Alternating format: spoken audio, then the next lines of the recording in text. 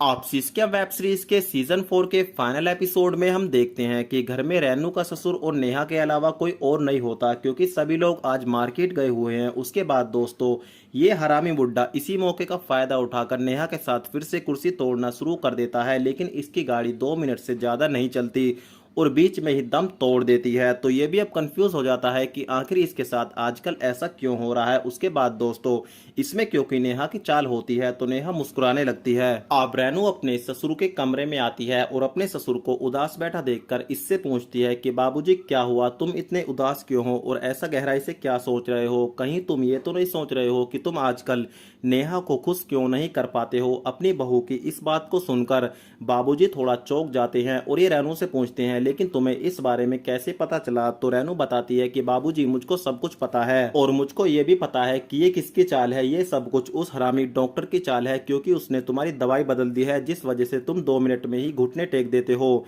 इस बात को सुनकर दोस्तों बाबूजी का पारा गर्म हो जाता है और ये बोलते हैं कि अब तो उस डॉक्टर को सबक सिखाना ही पड़ेगा। तो नेहा बोलती है कि उसका सिर्फ एक ही इलाज है, तुम आज ही उसको घर से टाटा बाय बाय बोल दो। अब इधर हम देखते हैं कि डॉक्टर साहब अपनी मासूका के साथ कमरे में लगे हुए होते हैं। तो यहाँ पर रेनू आ जाती है और डॉक्टर को बोलती है कि बस डॉक्टर साहब, और कितना डॉक्टर डॉक्टर खेलोगे, आज हम तुम्हारे साथ भागम भाग खेलेंगे। और नेहा, मैंने तुमको पहले ही बताया था कि मुझको झूठ बिल्कुल भी पसंद नहीं है। अगर तुम पहले दिन ही मुझे इसके बारे में सारी सच्चाई बता देती तो आज इसको यहाँ से जाना नहीं पड़ता।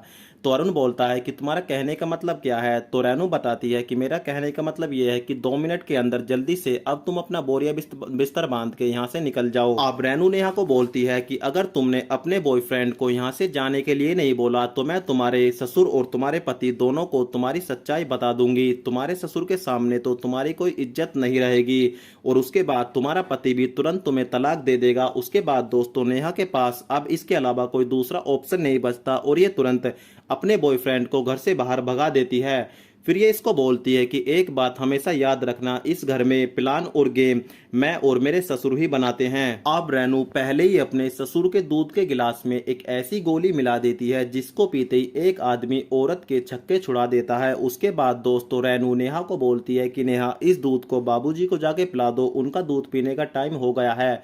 अब दोस्तों, नेहा को इस बारे में पता नहीं होता कि ऑलरेडी इसमें एक खतरनाक वाली गोली मिली हुई है। उसके बाद ये कमरे में आती है और नेहा के ससुर को जैसे ये दूध पिला देती है तो इसका ससुर बाहुबली बन जाता है और उसके बाद ये नेहा के झाग बाहर कर देता है और कहानी जो होती है वो यहीं पर समाप्त हो जाती है।